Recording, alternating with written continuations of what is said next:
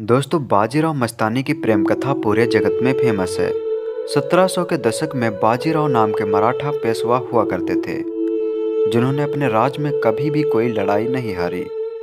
वो एक कुशल तलवारबाज और घुड़सवार थे, जो अपने धर्म की रक्षा के लिए मर मिटने को भी तैयार थे। बाजीराव मस्तानी की प्रेम कथा को संजय लीला भंसाली के द्वारा हमने करीब से जाना।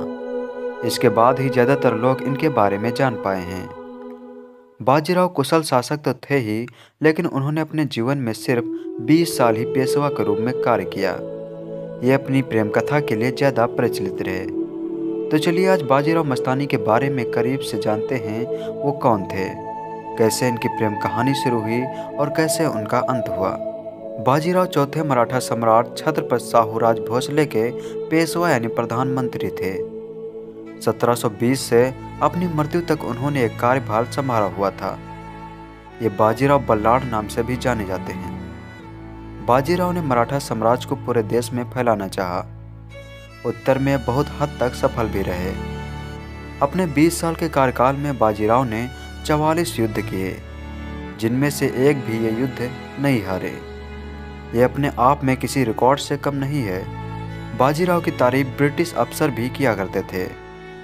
उनके अनुसार बाजीराव एक कुशल सेनापति व महान घुड़सवार था।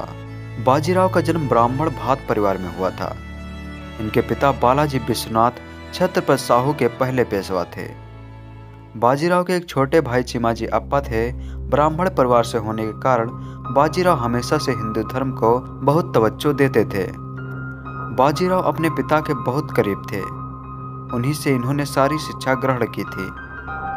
1720 में बाजीराव के पिता की मौत के बाद साहू जी ने 20 साल के बाजीराव को मराठा का पेशवा बना दिया था। जब बाजीराव पेशवा बने तब छत्रपति साहू नाम मात्र के शासक थे। वह ज्यादातर अपने महल सातारा में ही रहा करते थे।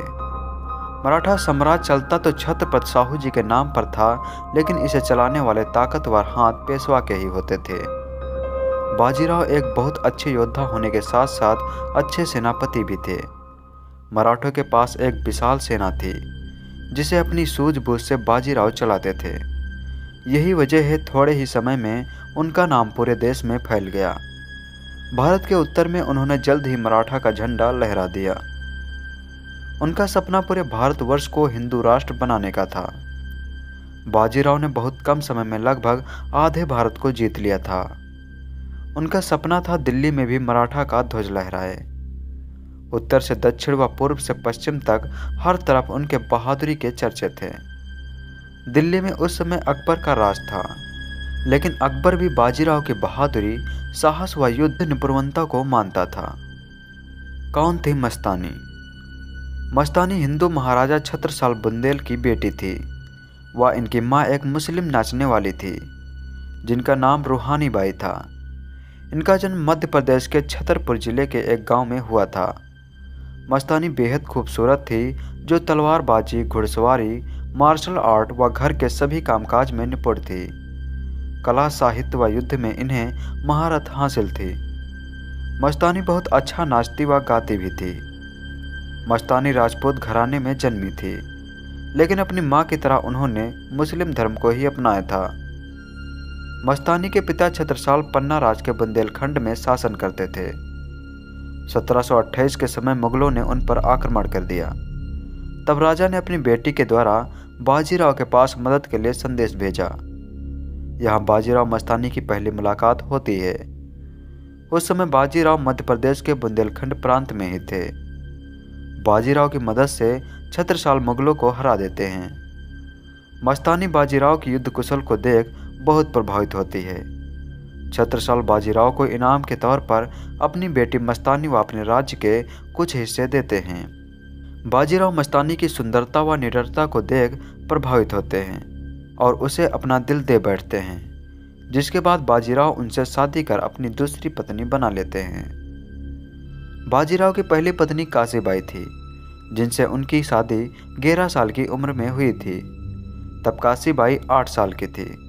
काशीबाई व बाजीराव बचपन से ही साथ रहे और वे अच्छे मित्र भी थे। उनका एक बेटा नाना साहब था। मस्तानी से मिलने के बाद बाजीराव को मस्तानी से एक बेटा शमशेर बहादुर हुआ। जिन्हें पहले कृष्णा नाम दिया गया था, लेकिन मुस्लिम मां होने की वजह से उन्हें मुस्लिम धर्म ही अपनाने के लिए मजबूर किया गया। बाजीराव मस्तानी को अपनी पत्नी बना लिए थे। इससे उनकी पत्नी के साथ साथ उनकी माँ व भाई को भी धक्का पहुंचा था। मुस्लिम लड़की को उनकी पत्नी के रूम में कोई भी स्वीकार नहीं कर रहा था। बाजीराव मस्तानी के साथ सन्निवाड़ा में स्थित महल में रहा करते थे।